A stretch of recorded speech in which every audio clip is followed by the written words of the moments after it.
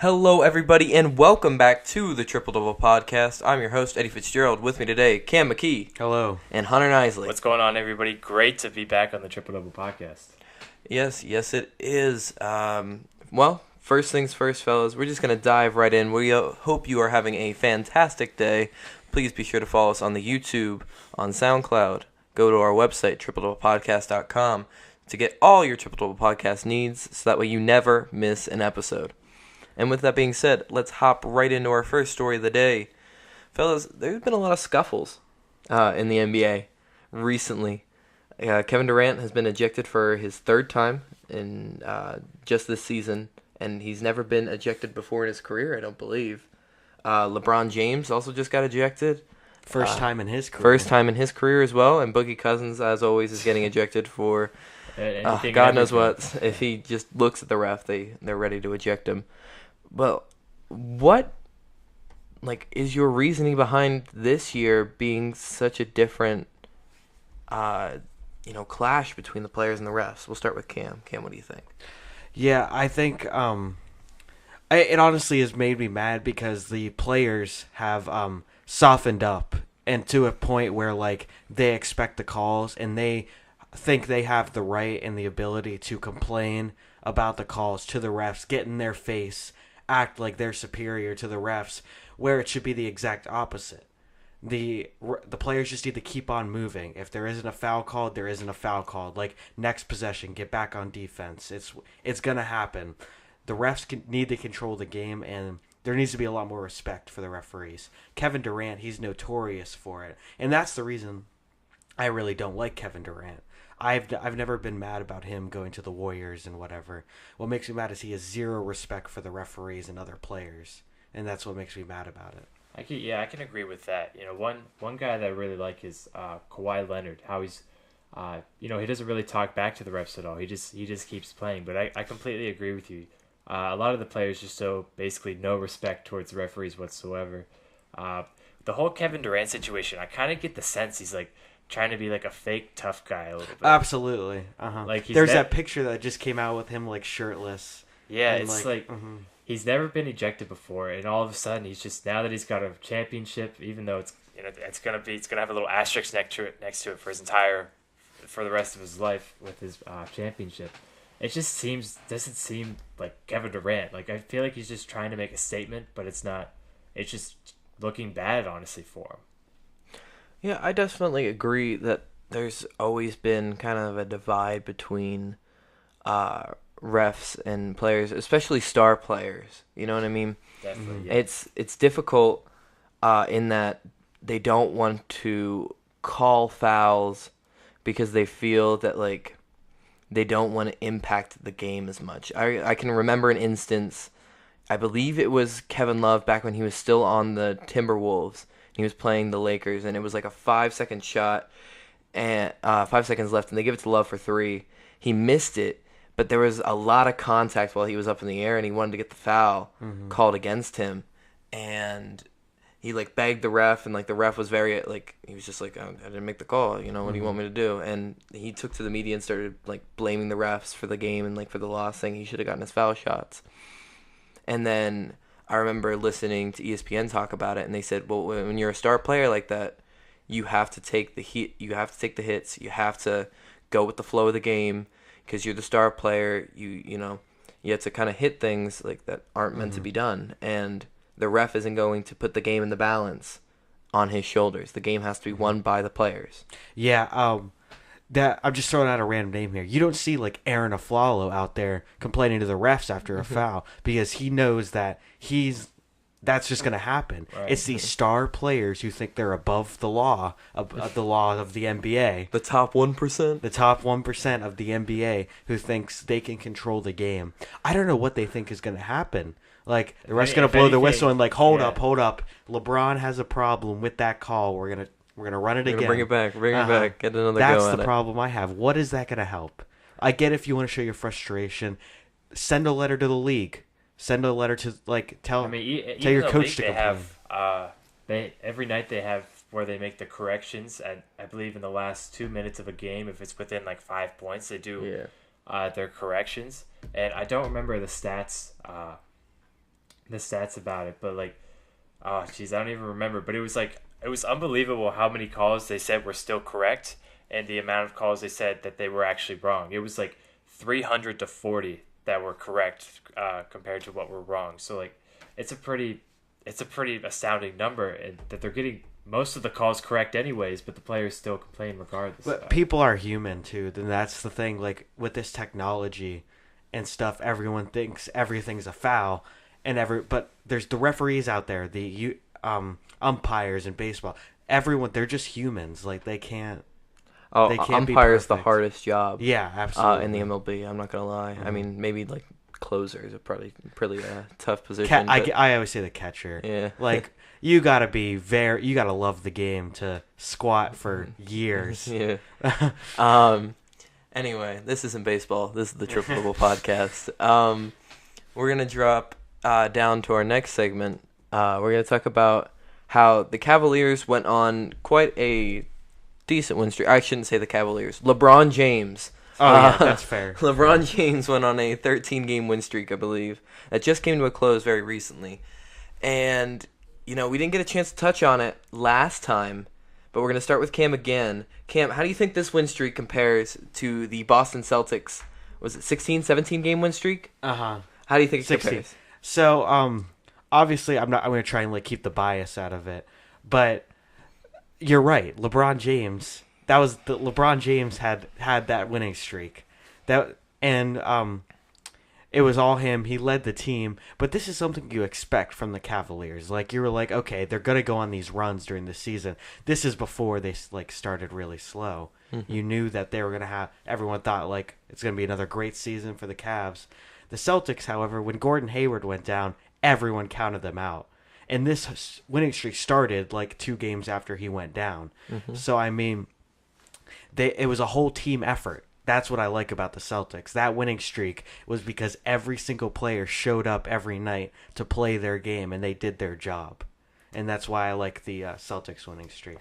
I think I can agree with you on that. I think they're pretty even, to be honest. The amazing thing about the Celtics is, I mean, 5 minutes into the season, Gordon Hayward's done. Everybody knew he's done for the year, and it's just might not be true. Yeah, he might be planning a comeback. He's done for the year. If he comes, he's almost out of his walking boot. I don't care if he's out of his walking boot. There's no point in playing him and like starting him Eastern Conference Finals after he hasn't played for months. If he's now getting out of his walking boot, I think he can play a game before the regular season's over. I think he needs to take the year off. Without question. Depends on the record. Regardless, let's debate for the other for another day. Let's stay on.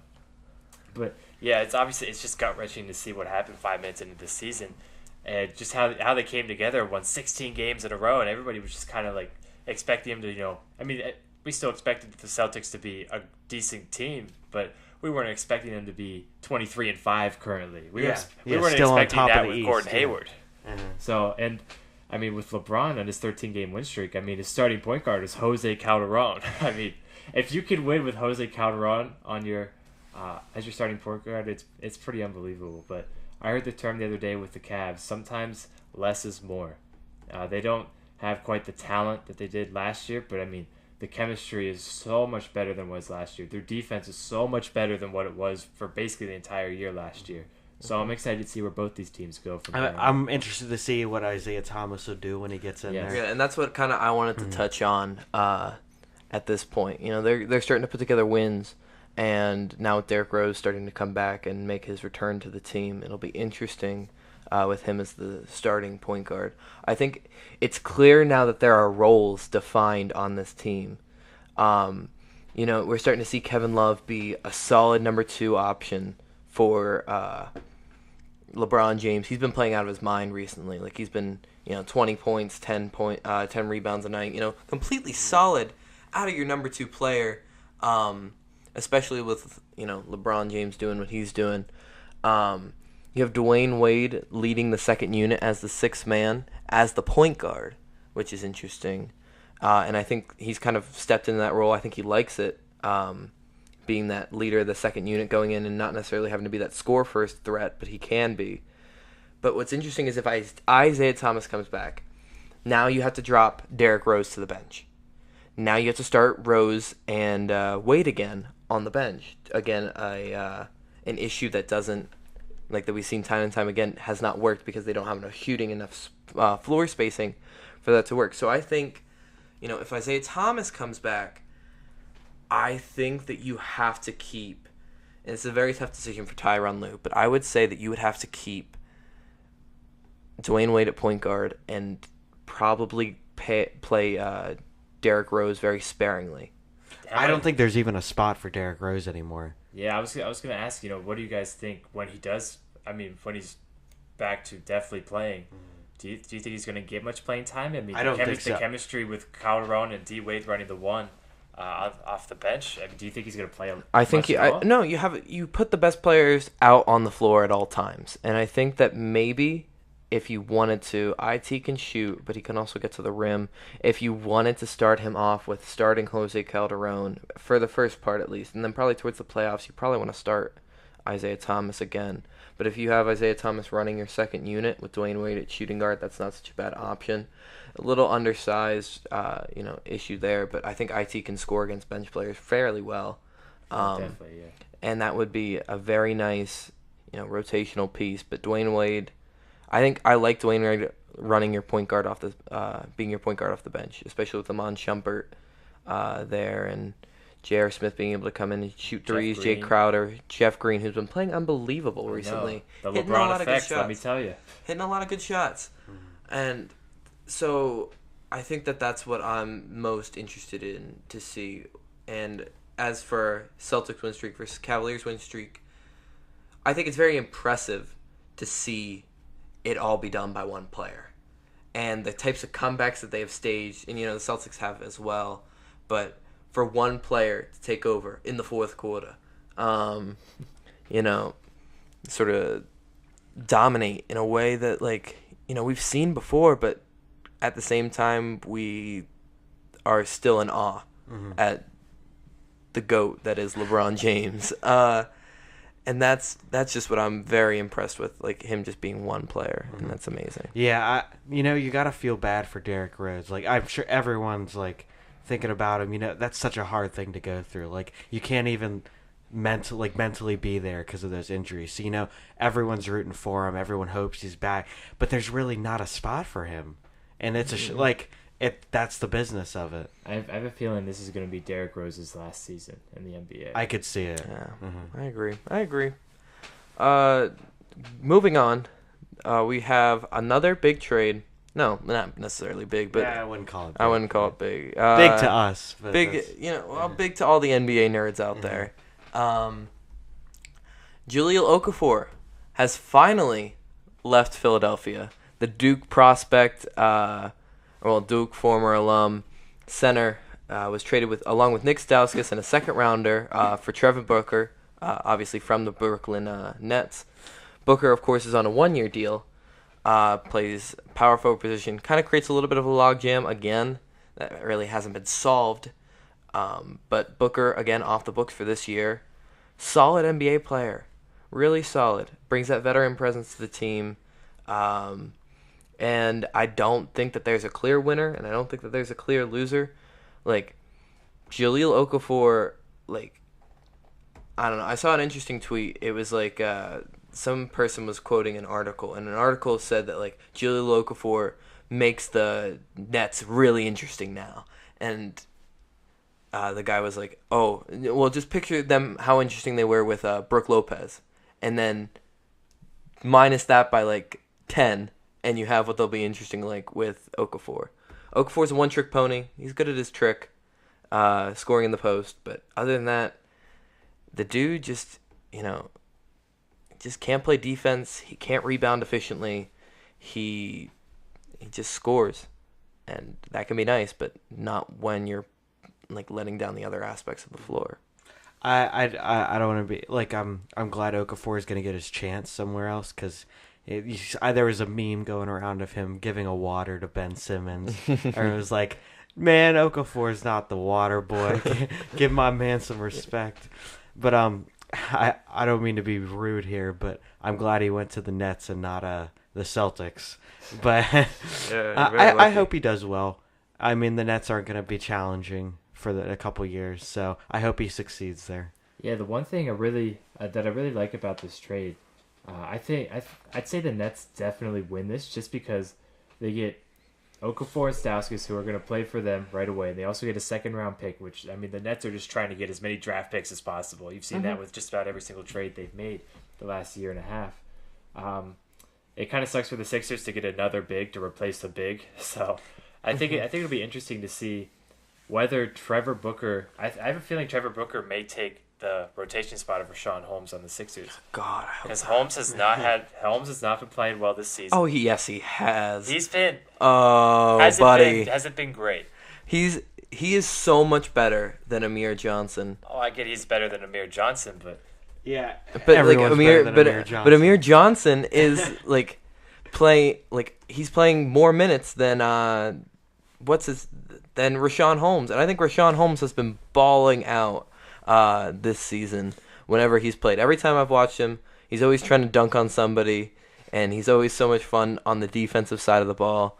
Let me look up his stats real quick. Okay. He's playing 13 minutes a game, which is not what he was last season. However, he's shooting 54% from the field as a center, which is pretty good. He's shooting... he's only shooting 17% from three. Oh, yeah. His big three-point shooter, Rashawn Holmes. Hey, I saw him take a couple threes against the Cavs last night. It did not look pretty. In crunch time. He's averaging 6 points a game. He's getting 4 rebounds a game. And that's pretty good. If you average that to per 36, he's making about 16 and 10.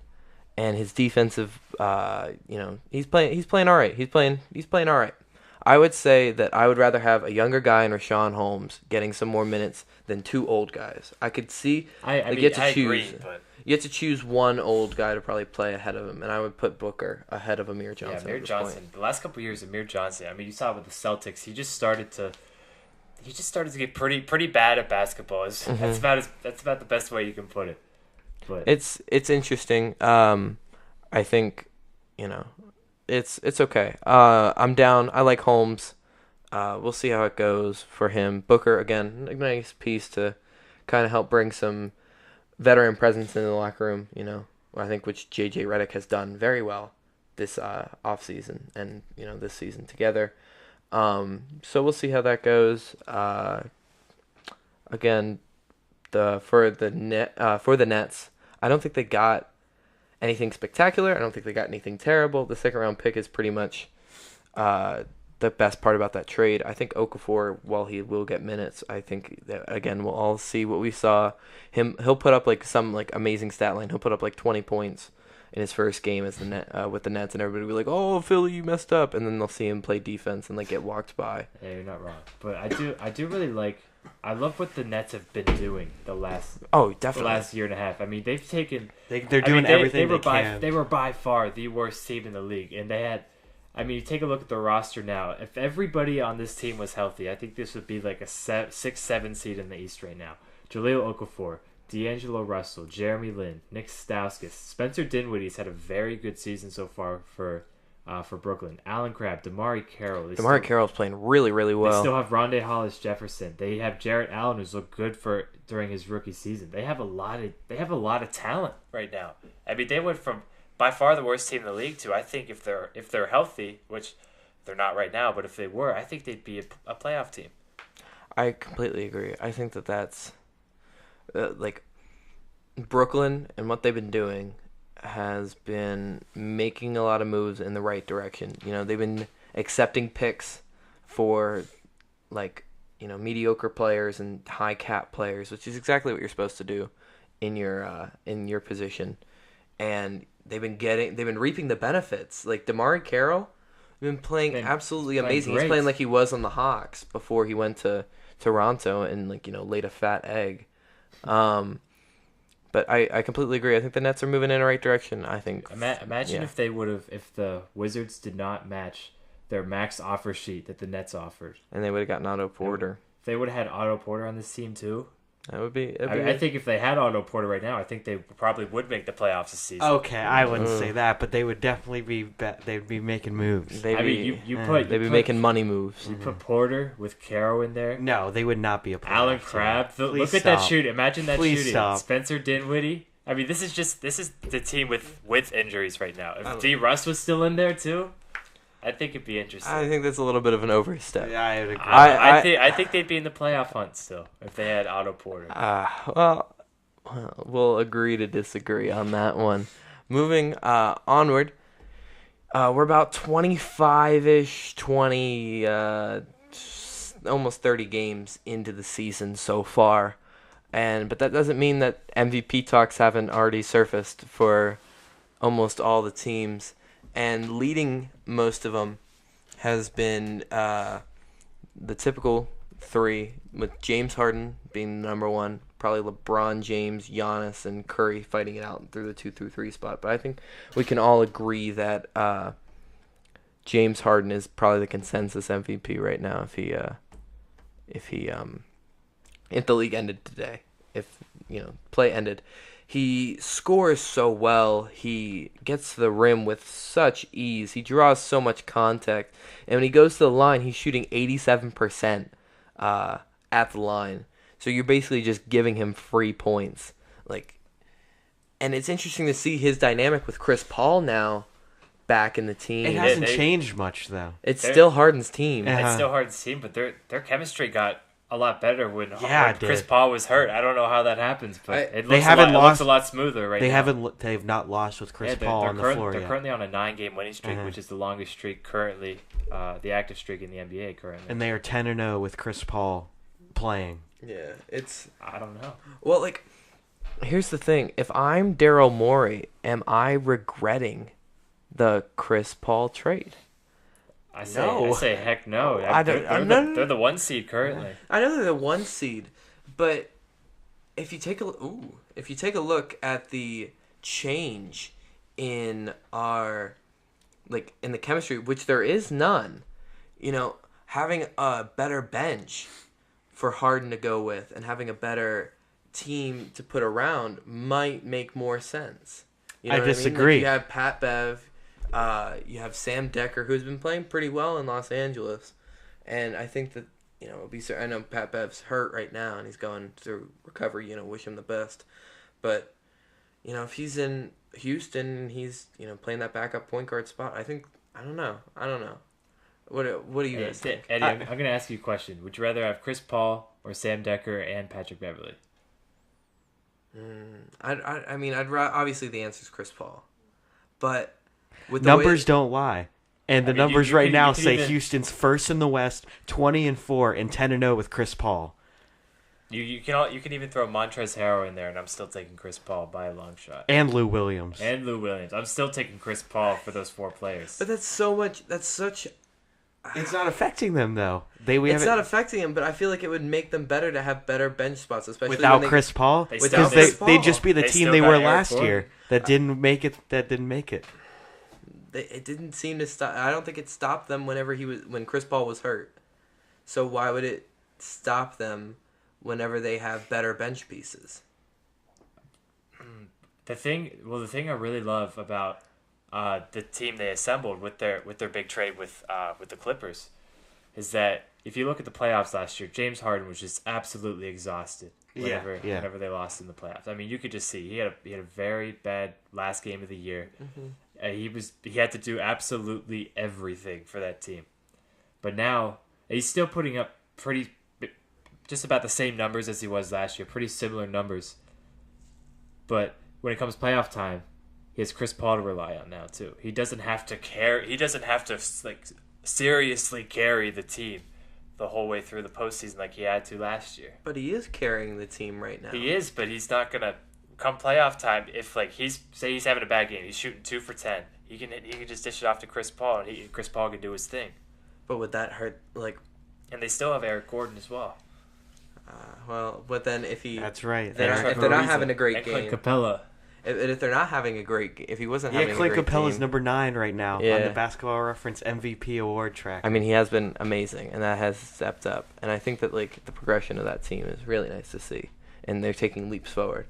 But I think if you had that team and you had that core continued, I think if you keep those pieces or you trade them for something else, I don't know what would be available, but it would be interesting to see how different this team would be. And I don't think that there would be much of a difference. And I think that Houston's really good, and we'll see how it goes. But right now, if I was Daryl Morey, I don't know if I'd be regretting that trade or not. Absolutely not. All right.